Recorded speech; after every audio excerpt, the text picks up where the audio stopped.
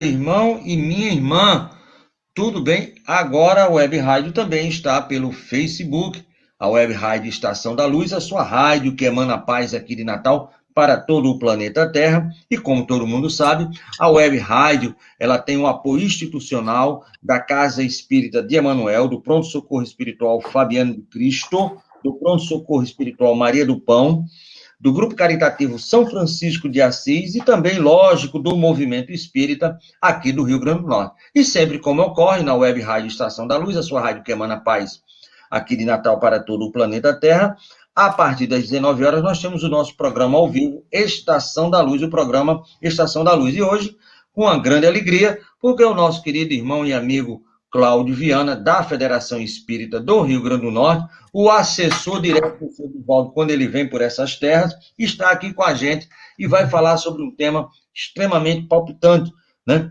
E eu queria dar uma boa noite e agradecer a presença do meu querido Cláudio e saber da família, tá tudo bem, meu amigo?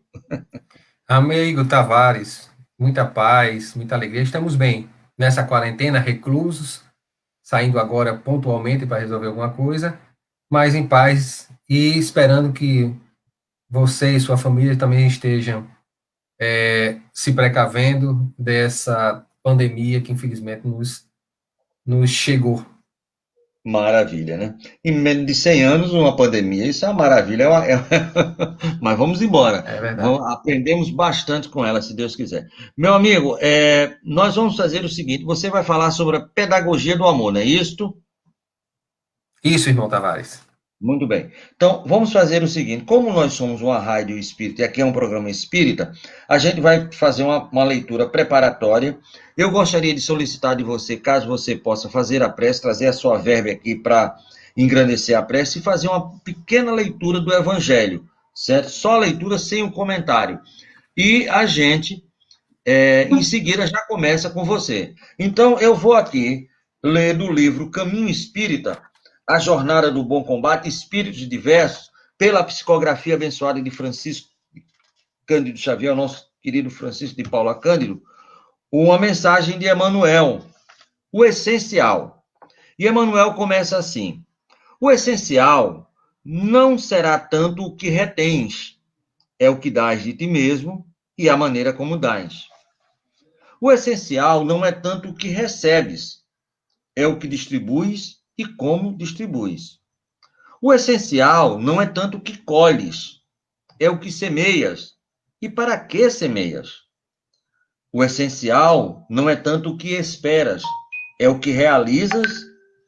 O essencial não é tanto o que rogas, é o que aceitas. E ele continua: o essencial não é tanto o que reclamas, é o que suportas e como suportas.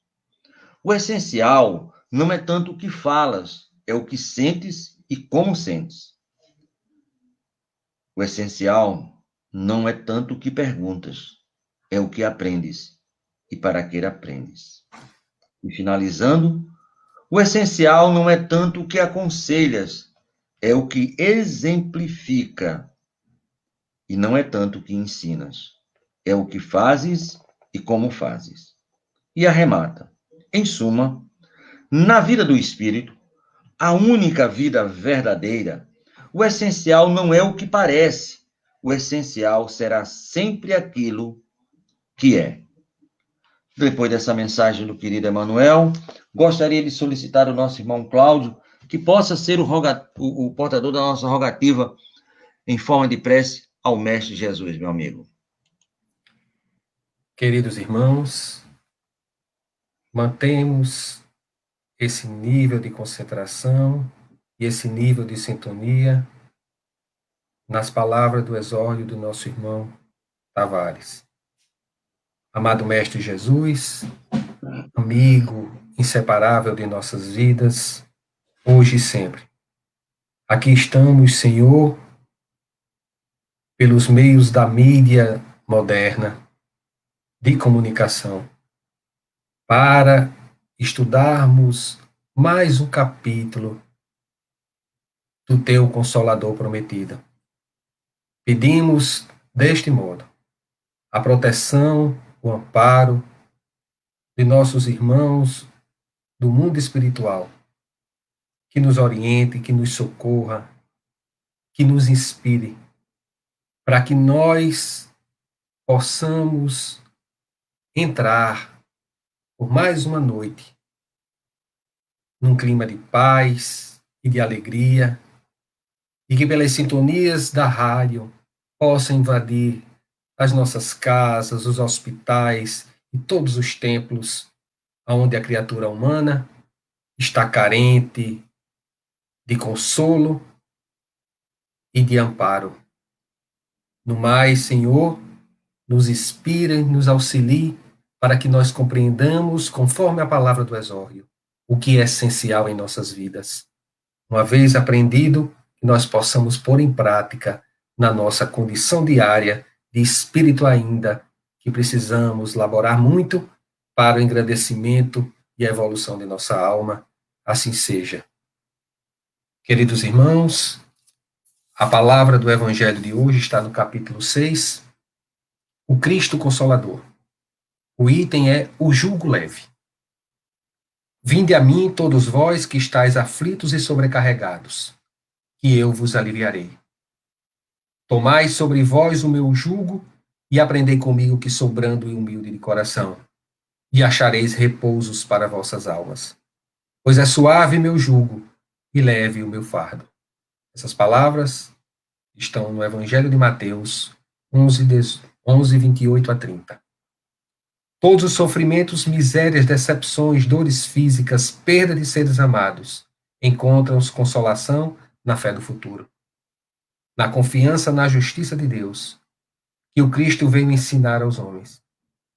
Sobre aquele que, ao contrário, nada espera após esta vida, ou que simplesmente duvida, as aflições caem como todo o seu peso, e nenhuma esperança lhe mitiga o amargor.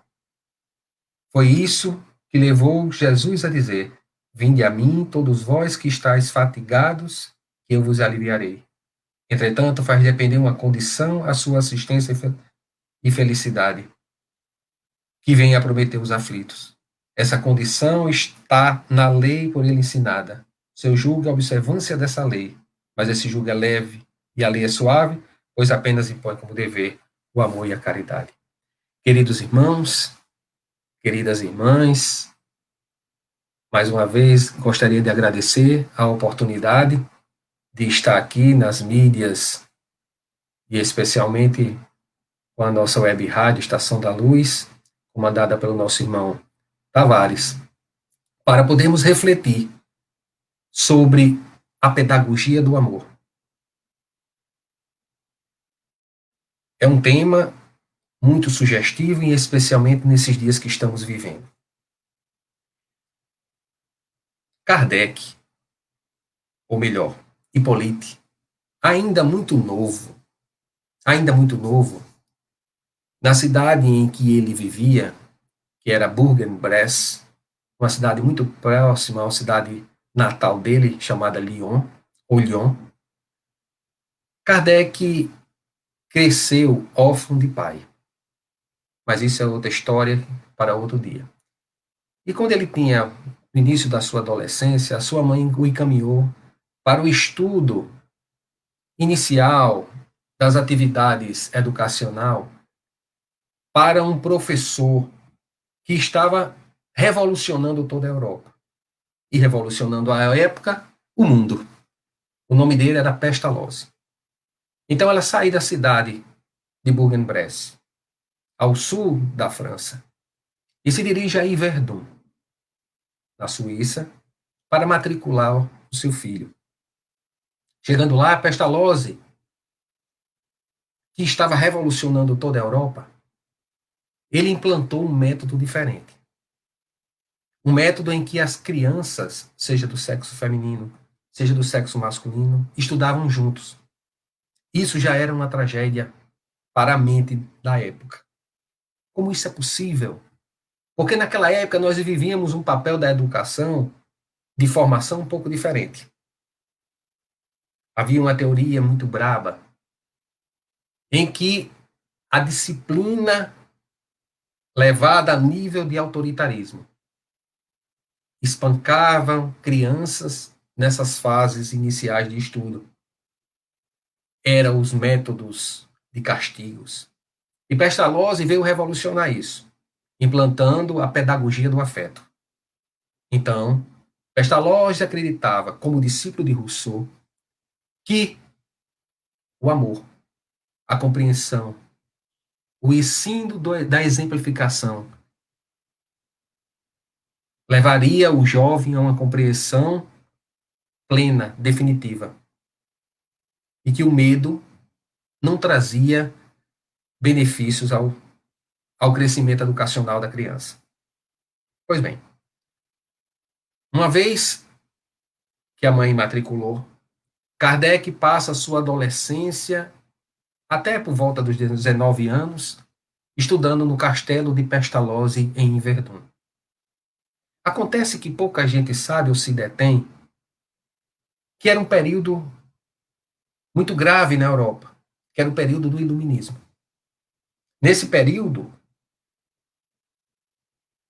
os grandes iluministas dizia uma palavra um pouco dura, mas muito correta para a época, que dizia que a razão veio iluminar aquilo que as religiões trouxeram na treva. Então, o que ele quis dizer, naquela época, os iluministas, é que a razão vinha iluminar as trevas da religião. Porque naquela época, segundo os iluministas, a religião, ela deformava a criatura humana. Eram as posições duras, mas Pestalozzi, assim como Rousseau, adotou a teoria iluminista. Então, nos ensinos de Pestalozzi, no seu castelo, do qual Hippolyte Léon Denisard de Rivail foi aluno, não existia aula de religião. Existia aula de filosofia, de ética, das ciências. Mas pouca gente se atém a um problema grave. Em determinado momento desses estudos de Kardec, já ao final, o movimento católico procurou Pestalozzi e pediu que implantasse o estudo de religião. Pestalozzi tentou convencê-lo de que não era possível. O movimento evangélico protestante da época procurou Kardec também, procurou Pestalozzi também, e pediu que também implantasse a religião. Então ele ficou numa situação complicada, porque grande parte dos seus alunos era católico e a outra grande parte eram protestantes. Então, a contragosto, ele implantou o estudo da religião para quem desejasse, sem ser matéria obrigatória. Porque ele queria criar o espírito livre naqueles jovens. Crítico. Porque aquele modelo de religar não atendia os seus métodos educacionais. Então, um determinado dia, os irmãos católicos chegaram e disseram: você não entendeu, Pestalozzi. Nós queremos que seja dada a religião católica, o curso da religião católica. Não outra religião que seja herege. E os pais retiraram todos os alunos do castelo. Ficaram os evangélicos. O movimento evangélico procurou Pestalozzi e disse: você não entendeu, Pestalozzi. Nós queremos que o curso seja de religião à luz do protestantismo.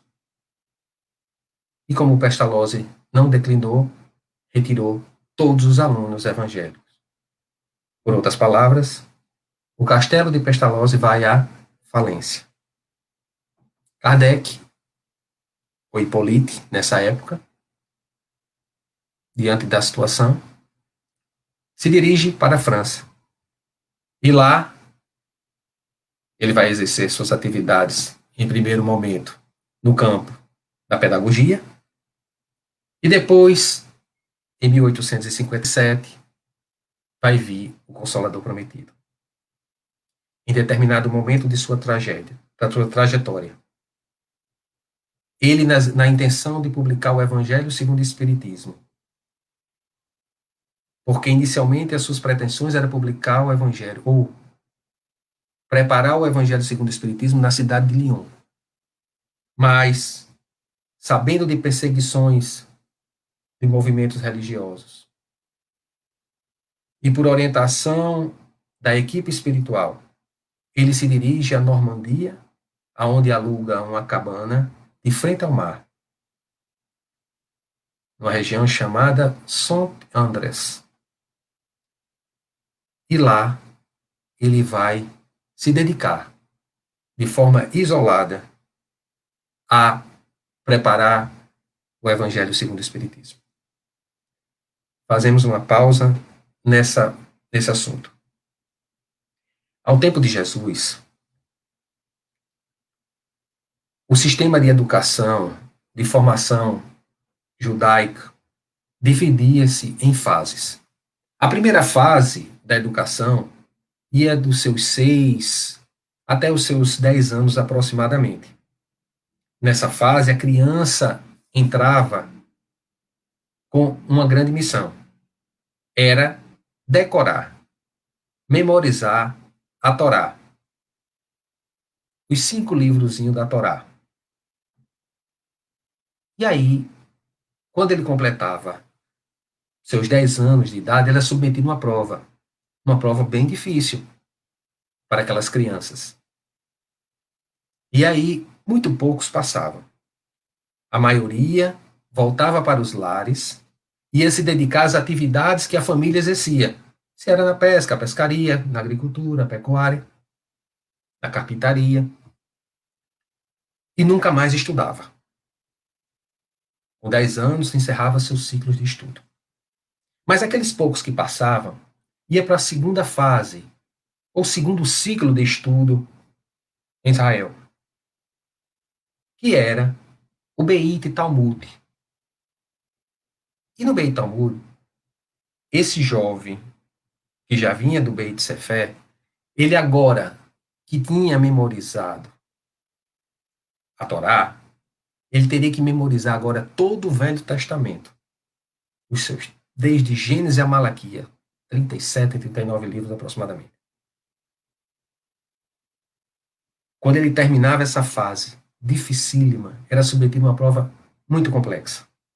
Para vocês terem ideia, se perguntava quantas palavras Senhor tem no Velho Testamento. E o jovem lá dizia um número qualquer. E o analisador dizia, não, mas não é isso que eu estou perguntando.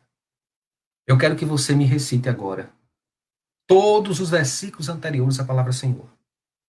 Era uma prova dificílima. Raríssimos eram os que passavam. Os que passavam, eles eram considerados o orgulho da raça, a esperança de um povo. Então, eles atingiam um nível muito complexo de orgulho de um povo. E recebiam o título de Talmidim. Talmidim, que significa discípulos, eram encaminhados a algum rabino. À época de Jesus, 2 ficaram conhecidos, conforme está na obra Paulo e Estevão, que é Hilel e Shammai. E aqueles que eram encaminhados para esses discípulos, eles deveriam aprender as técnicas de interpretação e o modelo de interpretação daquele rabino. Para que quando esse jovem estivesse em público e defendesse alguma tese evangélica da palavra do Velho Testamento, as pessoas automaticamente reconhecessem a que escola rabínica ele pertencia. Ah, fulano de tal, por essa oratória pertence à família rabínica de Léo. Ah, por esse posicionamento ele pertence à família de Shammai.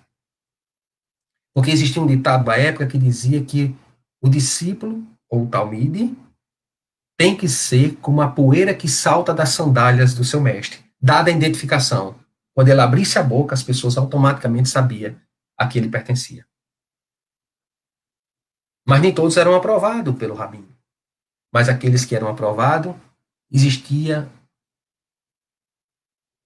uma aprovação formal, que era um parabéns, conseguiste, e a frase final, segue-me. Esse segue-me era a grande objetivo dessa trajetória. Porque quando dizia segue-me, isso tem um nome, chamado o jugo do rabino. Foi nesse contexto que Jesus estava. Então, se existia um jugo do rabino na época, e muitos poucos conseguiam ser talmide em Israel, certo dia, conforme está na obra Boa Nova, no capítulo 2, Jesus e o precursor. Jesus está no templo. E eu vou contar com minhas emoções, porque eu não tenho nada decorado. Jesus está no templo. E começa a dialogar com os doutores da lei. Eleazar, que é um dos membros e amigo da família, se impressiona com as palavras de Jesus. Procura José e diz: olhe, vamos ter cuidado com esse menino. Porque parece que essa criatura veio para trazer dificuldades para muita gente do poder. José chega em casa, ou antes disso, e conversa com Maria, o que traz uma preocupação muito grande para Maria. Maria, impressionada, em alguns dias depois, ela procura Eleazar para interceder por Jesus no templo. Preocupada toda mãe, louvável a preocupação de Maria. E Eleazar ficou de fazer alguma coisa. Mas passou-se alguns dias. E Jesus, em determinado dia, Jesus a procura e diz: mãe, por acaso eu não tenho testemunhado a minha vida, o meu vínculo com Deus? Mãe, que queres tu de mim? Maria tem um impacto. Fica surpresa diante daquela indagação. Mas automaticamente ela reconhece que tinha de falar com Eleazar, por interceder por Jesus no templo. E ela vai dizer: mãe, Cristo vai dizer: mãe, toda a preparação é útil e generosa no mundo. Entretanto, eu já estou com Deus. Porque no diálogo, Maria vai dizer: tenha cuidado por ti, meu filho. Reconheço que necessitas de uma preparação melhor para a vida. Ou seja, ela estava querendo matriculá-lo na escola. Jesus, nessas primeira fase para a segunda, ainda muito jovem, vai dizer, conforme eu disse: mãe, toda preparação útil e generosa no mundo é preciosa. Entretanto, eu já estou com Deus. Meu Pai, porém, deseja de nós toda exemplificação que seja boa, e eu escolherei, desse modo, a escola melhor. Eu imagino como deve ter sido o impacto em Maria. Mãe, eu escolherei desse modo a escola melhor. E qual é a escola melhor? Não para por aqui. Nesse mesmo dia, Maria vai dizer, nesse mesmo dia, Jesus procurou o pai, José, humildemente, e pediu para trabalhar com ele na carpintaria.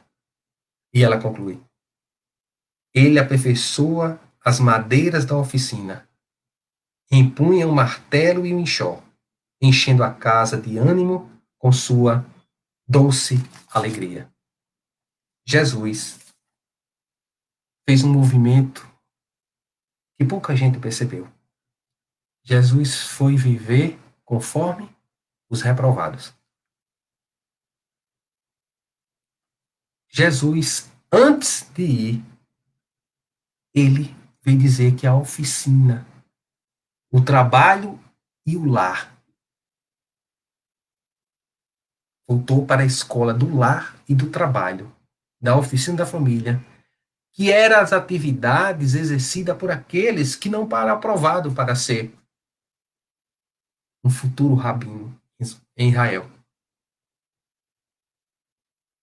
Isso deve ter gerado um impacto muito grande.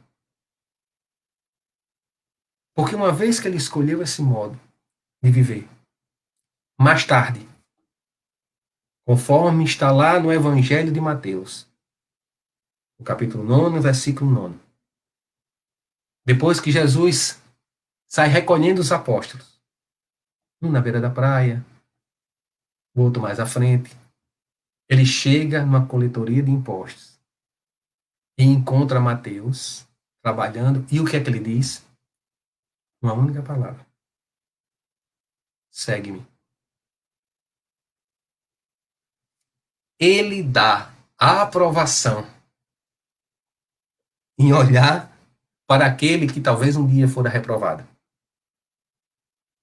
e convoca para ser e aprova o seu talmide, seu discípulo.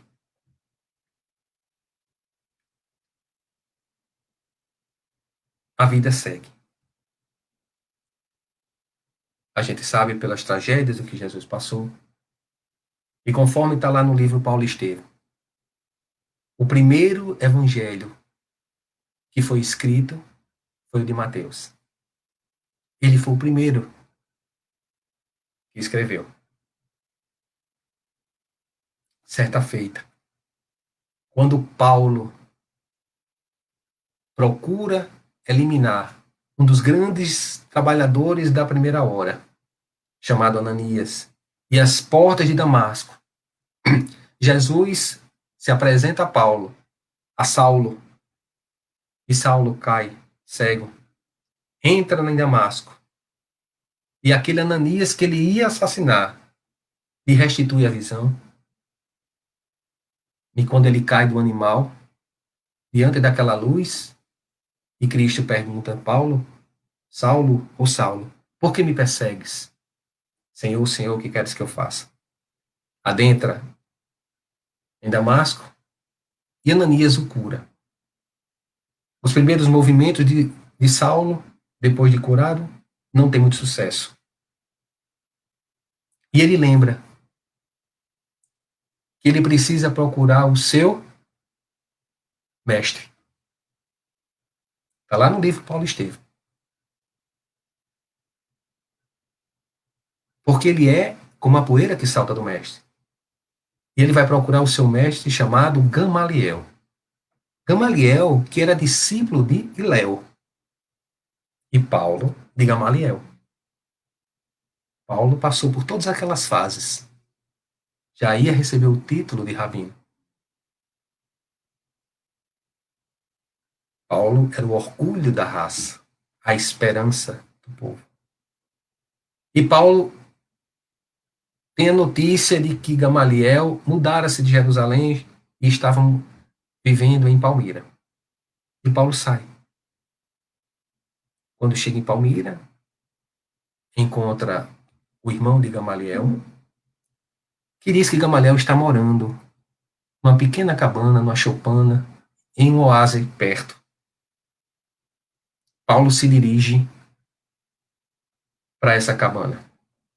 E lá, meus irmãos, quem tiver a oportunidade, vai ver, talvez, o capítulo mais belo da literatura de Chico Xavier. Capítulo 2, da parte 2, o tecelão. Porque quando Paulo chega, encontra um Gamaliel bem diferente, já idoso, já nas últimas horas adoentado, porque ele já recebe a notícia do seu irmão que ele estava com as ideias estranhas, de um certo nazareno que o deixou com uma loucura alegre. O grande rabino.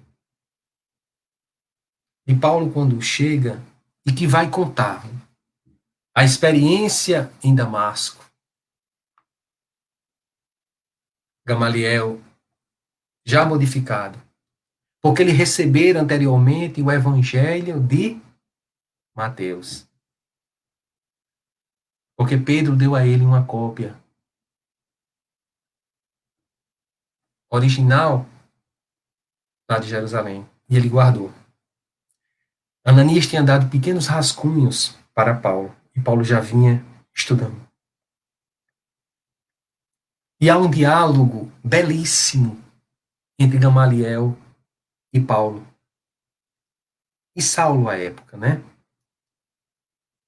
Porque Paulo só vai adquirir o nome Paulo mais na frente.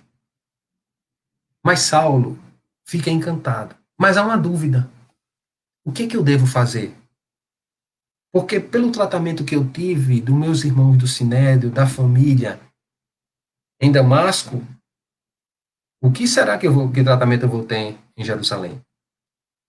E aí começa Gamaliel, o rabino, ensinando para o seu talmidim.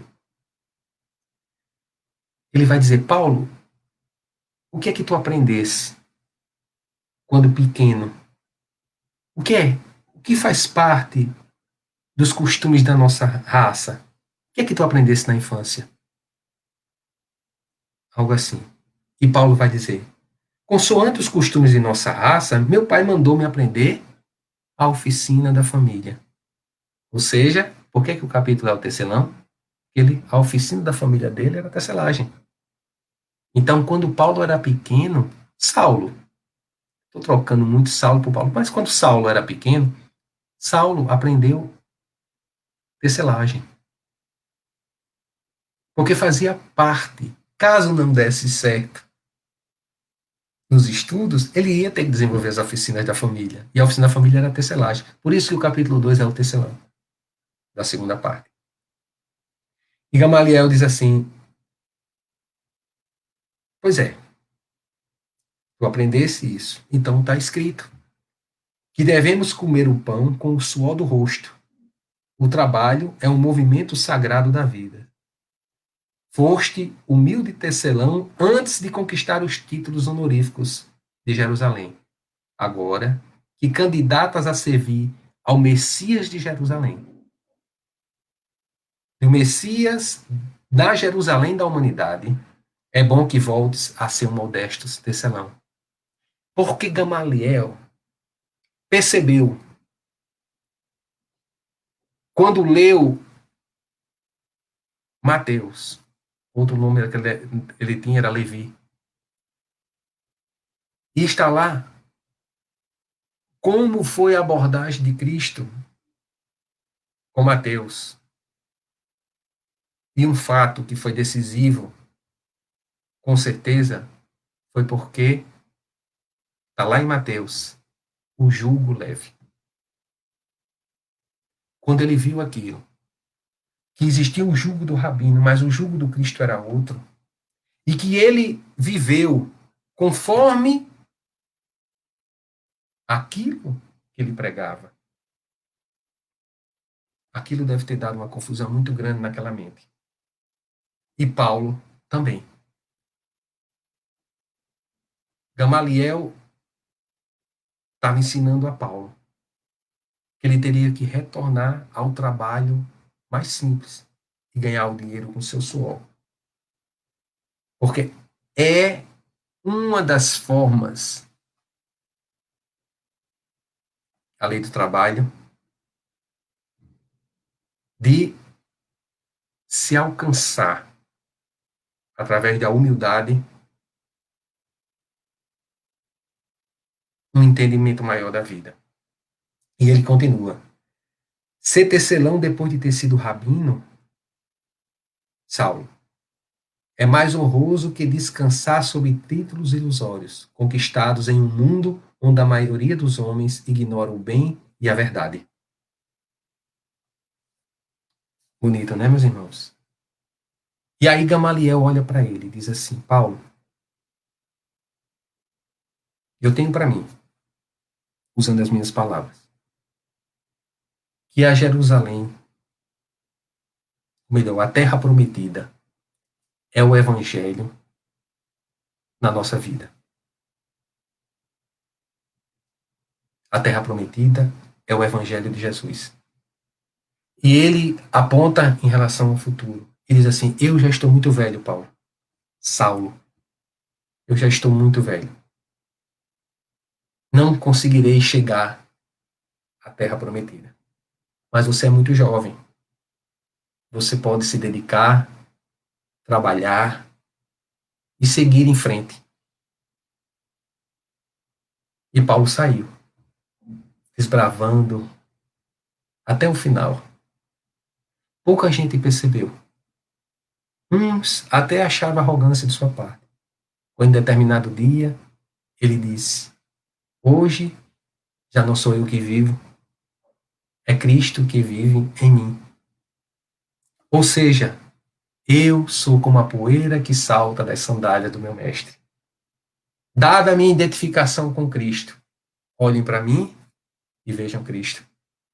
Não é que ele ia ser maior do que o Cristo. Ao contrário, era uma técnica de estudo que ele aprendera desde a infância. Fiel até o fim. E atingiu essa condição por ter seguido nessa linha. O resto do livro, todos merecem ler.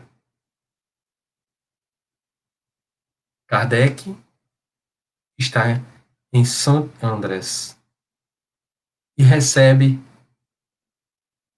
o Evangelho segundo o Espiritismo.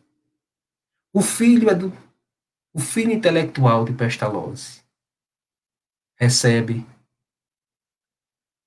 num período do iluminismo espiritual, porque agora chegou o Consolador, não para impor, mas à luz da razão, a fé raciocinada. Olha que lindo. Kardec vem receber. E lá, no meio da codificação, no meio do Evangelho, está o capítulo 6, o Cristo Consolador, o jugo leve. Vinde a mim, todos vós que estáis aflitos e sobrecarregados, que eu vos aliviarei. Tomai sobre vós o meu jugo e aprendei comigo, que sou brando e humilde de coração, e acharei repouso para as vossas almas, pois suave é meu jugo e leve é meu fardo. E a pergunta: há uma condição para ser discípulo de Jesus? Nós devemos fazer alguma prova? Existe alguma condição? Sim, meus irmãos, há uma condição. Quer dizer, Cláudio, que todos que estão seguindo Cristo não são discípulos? Não, não são.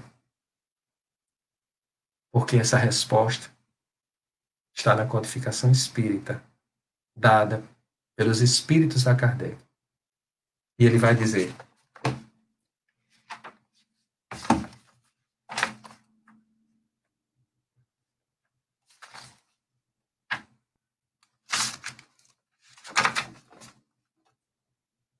a condição está na lei por ele ensinada.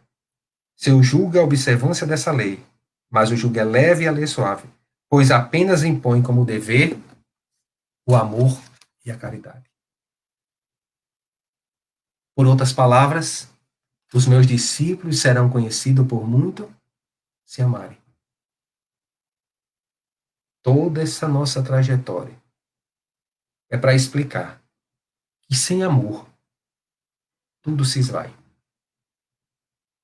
Tudo torna-se arbítrio, imposição, verdades de curta duração.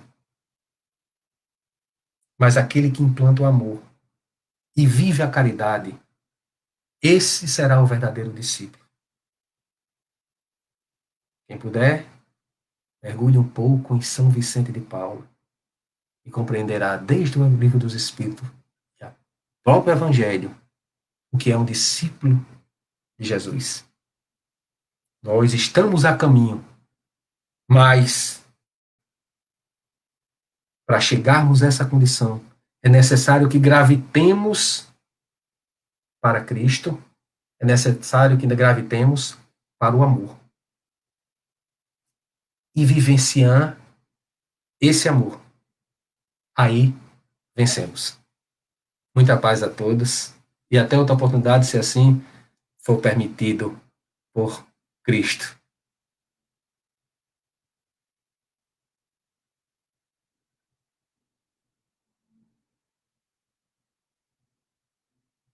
Muito bem, Cláudio. Maravilha. Eu vi um verdadeiro rabino reencarnado aqui no Rio Grande do Norte, nos dando lição rabináticas maravilhosas. Fantástica essa sua ligação entre o jugo leve e as questões do jugo lá da antiga hebreia de então. Mas, meu amigo, nós temos aqui algumas perguntas que foram chegando com o decorrer da sua fala, e a primeira é de um cadeira cativa aqui da nossa rádio. Júnior, de Nova Parnamirim. Ele pergunta assim: pode haver o estudo normal e o estudo religioso nas escolas públicas e particulares? E se pode, por quê? Ou se não pode, né? Querido irmão, essa é uma pergunta clássica. Se você diz que sim, tem irmãos que defendem uma posição. Se você diz que não, outros irmãos defendem outra posição. Pessoalmente, eu penso que estudo, academia, é para estudo da academia, da ciência. O estudo religioso deverá ser feito no templo religioso da qual você se filia. Se você é do movimento católico, o estudo deve ser feito dentro do movimento católico. Se você é do irmão evangélico, dos estudos dominicais, participa dos estudos. Se você é espírita, da infância, da juventude, do ESD, participa do estudo do seu movimento religioso. Para que amanhã, nós não criaremos castas intelectuais de uma religião dominante. Eu penso que a academia é para o espírito ser livre para poder estudar, pesquisar, empreender no campo das pesquisas com a liberdade necessária que o ambiente propicia. E deixemos para estudar os aspectos religiosos dentro dos nossos templos religiosos. Muito bem. Belíssima resposta, né? O Estado brasileiro é laico, né? Por Perfeito. uma possibilidade, vamos supor, da Constituinte, né? E muitas vezes as pessoas querem um estudo religioso, desde que seja católico, se a escola for católica, evangélico ou espírita. Quer dizer, eu penso que pode haver um estudo ético-moral, mas religioso sempre alguém vai querer puxar, e a religião dominante vai querer fazer esses proselitismos aí. Realmente a gente tem que concordar com a sua colocação extremamente plausível com o momento atual da nossa evolução. Temos uma Perfeito. pergunta aqui, mais uma pergunta do Sérgio, lá de Pium, também é um cadeira cativa. Deixa eu ver aqui se eu entendo, meu Jesus. Foi por isso que Jesus não foi aceito pelos doutores da lei, sinagoga e pelo povo de uma forma geral, porque ele não tinha esse diploma da escola de rabino. Paulo tinha esse diploma, certo? É o Sérgio de Pium. É curioso, Sérgio, a sua pergunta, porque lá na frente, quando Jesus se apresenta como o Messias, as pessoas dizem, mas esse aí não é o filho do carpinteiro? Como é que... Então aquilo deu um nó. Jesus realmente é um grande revolucionário, porque ele pega ele não veio mudar as leis, mas os costumes foi o que ele mais mudou. Então, quando ele vem e não segue o modelo, e ele cria o modelo que é ele, é por isso na questão 625, quem é o modelo e guia? Quando Kardec pergunta, né? Mas como é que nós vamos ser? Quem vai ser para nós esse modelo e guia? Jesus. Então, o nosso modelo é o modelo de Jesus. Não era aquele modelo formal. Compreende?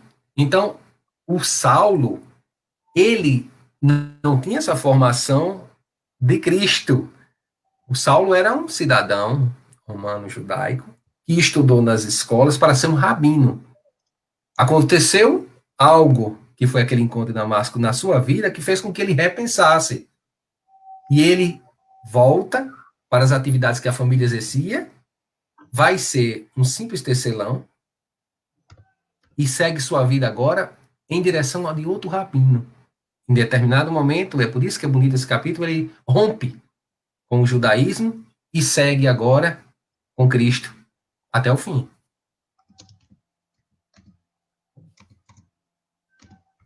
Certo. Realmente Jesus não tinha o diploma, né? Ele não tinha o diploma e um dos motivos dele não ser aceito foi justamente isso, né? É porque ele não tinha esse diploma. Como é que você pode ser rabino? Como você pode ensinar alguma coisa se você não estudou? Os caras pegaram, né? Um dos motivos da não aceitação foi essa, né? Quer dizer, e ainda, isso é um filho do carpinteiro, ele conhece aqui o pessoal, como é que ele vem com esse negócio todo? Os caras não aliviavam, não, né? Como não Não alivia até compreendeu. hoje ainda, né, meu amigo? Não compreenderam. Não compreenderam que o Messias não era o Messias da guerra, o Messias da formalidade, o Messias da violência, o Messias que veio educar pela pancada, pela força, pelo grito, pela dor. O Messias era o Messias do amor, do exemplo, do trabalho, da família, dos testemunhos árduos. Mas na frente, Hum, Gamaliel e Paulo vai dizer assim, sem vinculações políticas com o mundo, vivendo com os simples. Era outro modelo.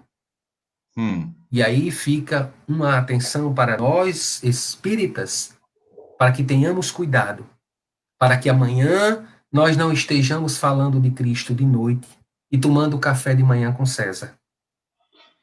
É um cuidado que nós devemos ter profundamente, como Paulo teve, até o fim. Claro, nós não somos Paulo, mas temos modelos para seguir de como é o melhor caminho, aquele que foi aprovado um dia, mas que caiu e depois se reergueu. E a trajetória é uma trajetória muito bonita, mas muito difícil. Como é a trajetória de todos aqueles que um dia vai ter que gravitar para Cristo. Muito bem. Partindo desse princípio, achei muito bonito, mas César da Federação, ninguém vai poder tomar café com ele de manhã, né, meu amigo? Porque a gente fala, tomar café na casa de César, ele vai ter uma economia danada. César é um trabalhador lá da nossa Federação Espírita. Muito bem, amigo. Tem mais uma pergunta aqui. Chegou uma outra agora quentinha, mas a gente dá aqui preferência a quem chegou primeiro. Essa é novata, Raíza, do Planalto.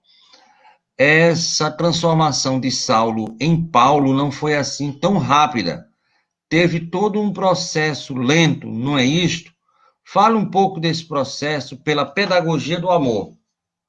Raíssa do Planalto. Muito bem, irmã. É verdade. Que Paulo reencarnou com a missão grave, reencarnou.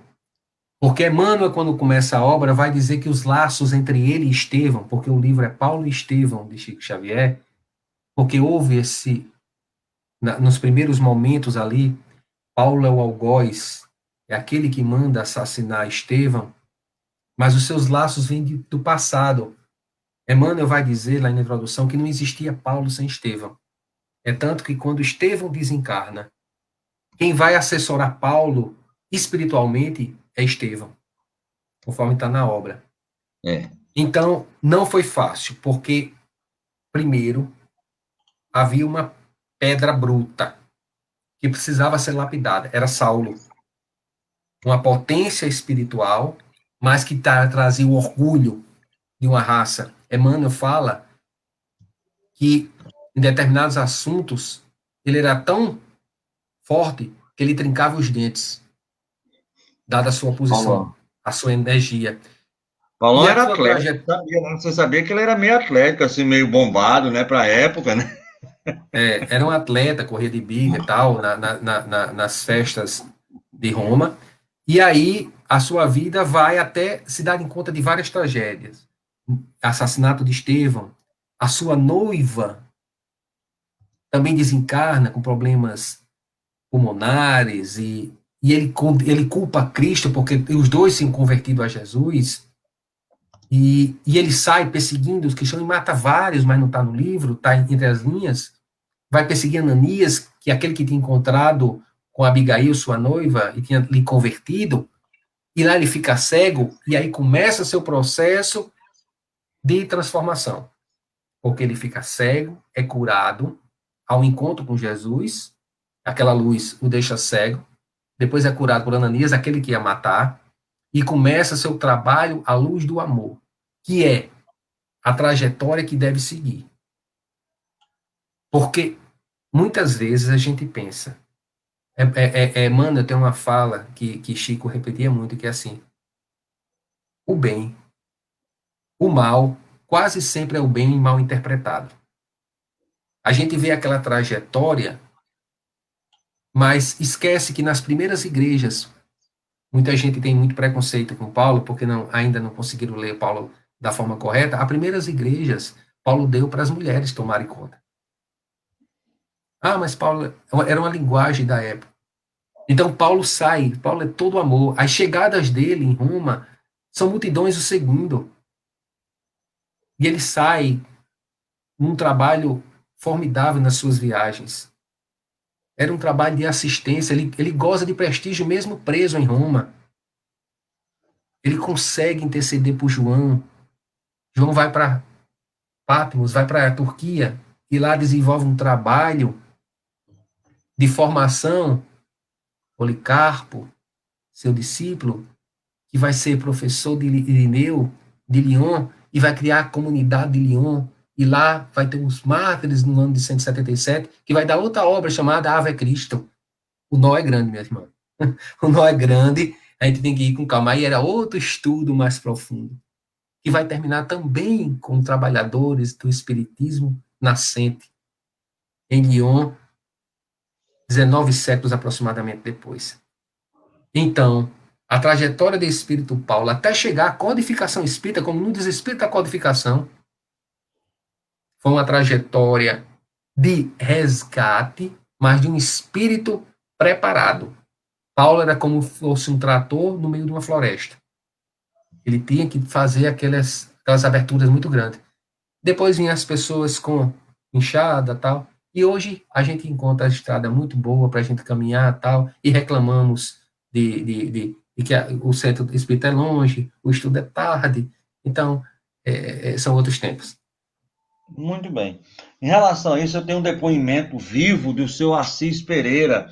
Eu, ele e Nilo no hotel lá em Mossoró. Aí a gente chegou da reunião, já umas 9h30 mais ou menos. Aí disse, irmão Nilo, irmão Paulo, com aquele jeito dele, né?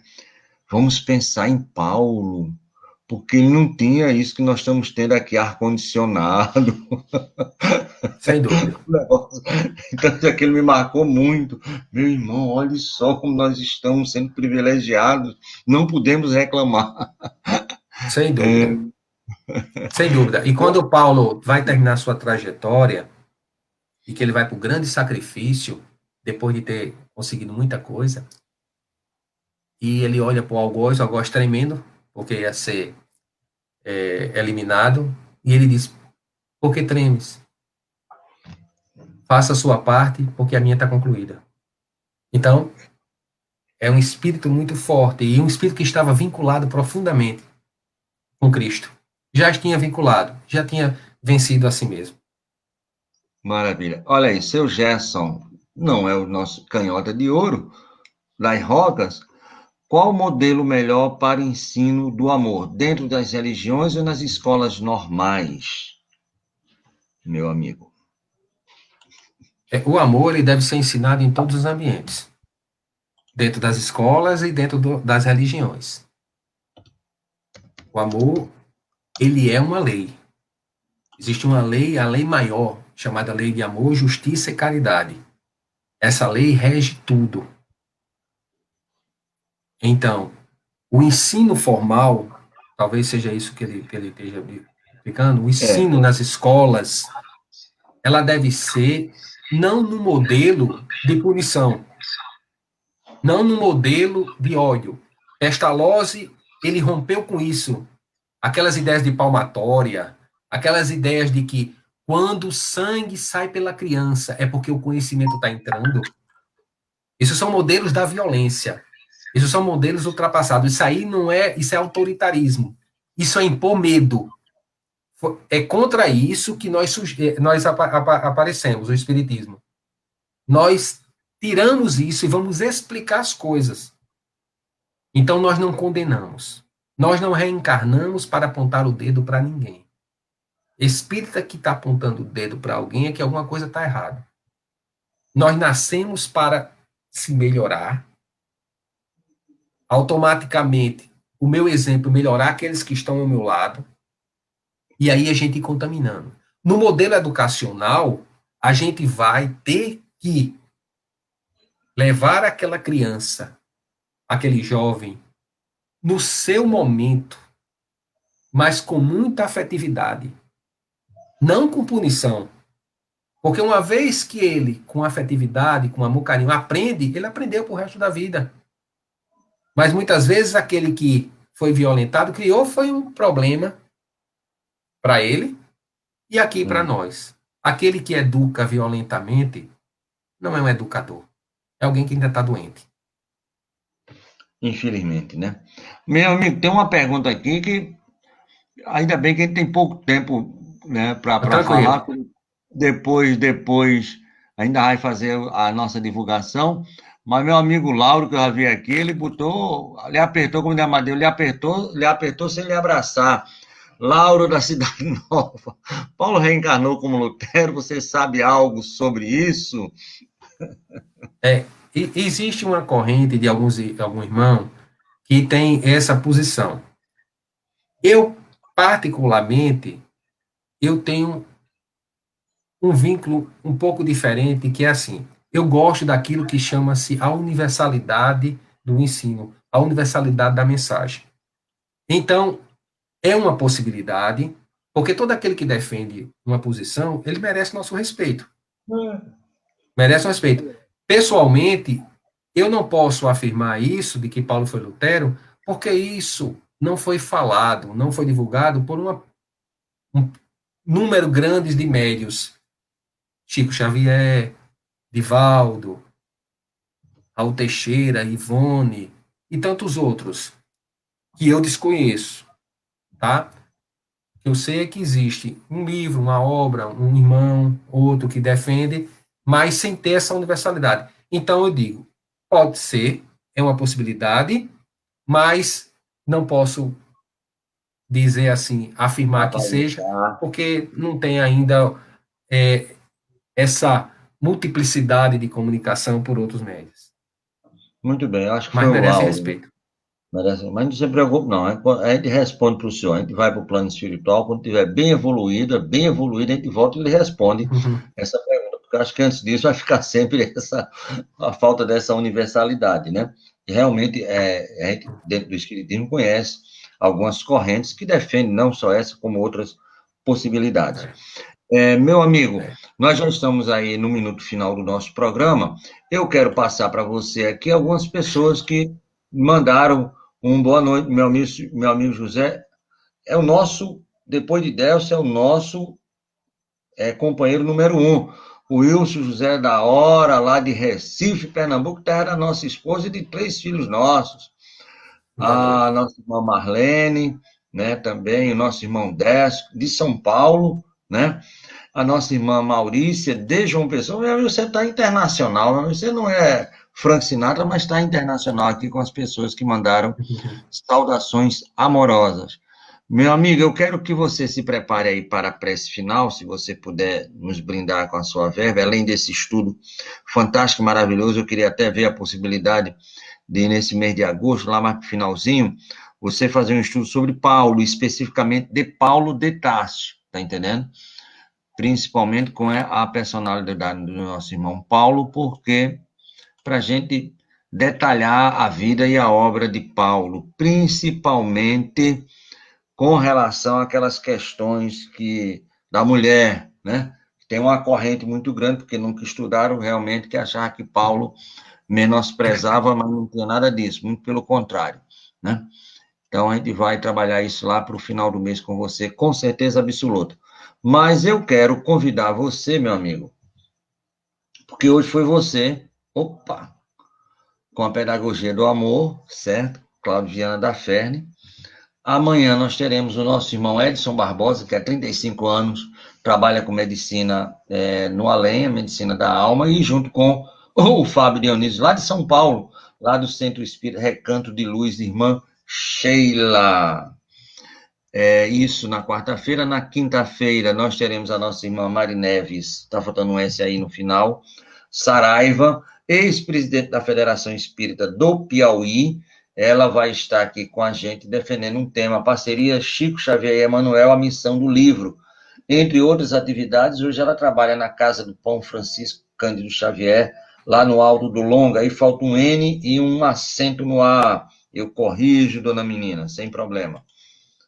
Na sexta-feira, a figura homeopática desses velhinhos bonitinhos, meu irmão Zé Soares, que vai começar aqui conosco um estudo sobre os livros de Francisco de Paula Cândido, nosso Chico Xavier. Vamos começar com Parnaso de Além Túmulo, seu primeiro livro, e Cartas de uma Morta, de sua mãe. Isso na sexta-feira. No sábado, nós teremos a presença do nosso irmão Marcos Oliveira Marquito, lá da Federação Espírita Brasileira, do Departamento de Infância e Juventude, e também da Federação Espírita da Bahia. Ele vai falar sobre a evangelização espírita, rumo com Jesus, avante com o amor. No domingo, nós fechamos a nossa semana com o Senhor Sorriso, seu Juvenal Tavares e Dona Lola, a memória viva, a transformação para um homem de bem. E, entre outras casas, seu Juvenal, um homem com quase 100 anos, 98 anos, espírita, como ele mesmo disse, quando nós fomos falar com ele, era materialista de carteirinha, e quando conheceu o espiritismo, teve uma transformação visceral na sua vida, e ele faz parte hoje do Recanto Espírita Alta de Souza, lá em Lagoa do Mato, Macaíba. Dia 14, nós teremos uma entrevista muito bonita, um programa muito bonito com a nossa irmã da Federação Espírita dos Estados Unidos, a presidente, a Jussara, junto com o vice-presidente, mais uma série de pessoas lá. E dia 27, o nosso irmão Nando Cordel também aqui estará conosco, fazendo um programa muito interessante. Além disso, tem a outra programação que a gente vai, com o decorrer do tempo, avisando a todos. Então, eu quero solicitar um muito obrigado no coração ao nosso irmão Cláudio, agradecendo a ele e já fincando aí, porque a gente pega o cabo pelo pé, né? O cabo estando aqui ao viver a cor, a gente pega o cabo pelo pé, o cabo não pode dizer que não pode fazer. Então, lá para o final do mês, veja aí a sua agenda, que eu sei que deve ser cheia, e eu já lanço para você o tema Paulo de Tarso, né? Ou Saulo. Por que Saulo se transformou em Paulo? Poderia ter sido algo mais ou menos assim. Mas enquanto o seu lobo não vem, meu amigo, por favor, nos brinde com a prece em nome de Jesus. Sim, desculpa, amanhã, deixa eu só voltar aqui, meu amigo, que o pessoal disse, Tavares, você não fala das... Falo, homem. É os nossos colaboradores diretos, sabe, o Cláudio, me perdoa?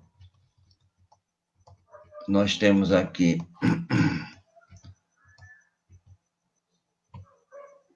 Toda segunda-feira, nós temos, segunda e sexta, nós temos Amadeu Ferreira fazendo, às 8 da manhã, programa Nos Domínios da Mediunidade, 8 da manhã, segunda e sexta. Na terça-feira, o nosso irmão Décio Soares, lá de São Paulo, e a sua equipe, fazendo o programa Espírita, Construindo Pontos para a eternidade, 8 horas da manhã. E toda quarta-feira, o nosso irmão Alexandre Santos, aqui de Natal, e toda a sua turma, a sua equipe, fazendo o programa Espírita, Filosofia, Ciência e Moral. Então, a hora que você quiser participar desse programa, pode ligar que a gente coloca você para participar, meu amigo. E, por favor, a prece, desculpa.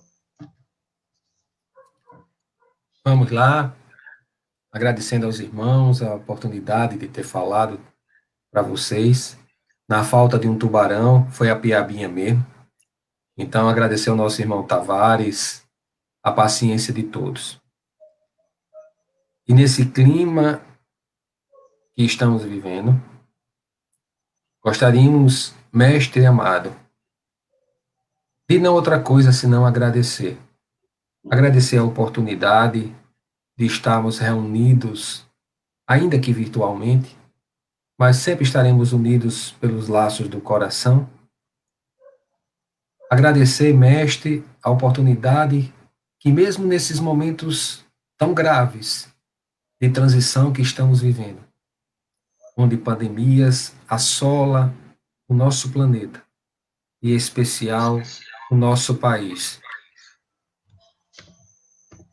que a equipe espiritual que nos dirige possa iluminar as mentes e os corações de nossos irmãos e governantes, para que tenhamos todos nós juntos bom senso, compaixão, amor, naquela que foi a terra que tu escolhestes para desenvolver o Consolador.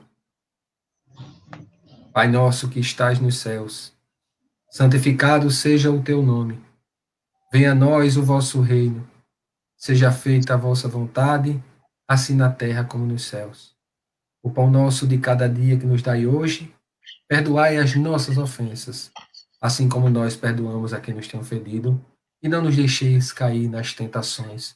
Livrando-nos de todo mal, porque grande é o poder, o teu reino e tua glória para sempre. Mestre amado, hoje e sempre. Meu amigo, muito obrigado. Deus que lhe pague. Não é um tubarão, mas você é um grande golfinho. Pode ficar Muita paz a confiante. todos. Obrigado, meu Tchau. amigo. Volta amanhã, 8 horas.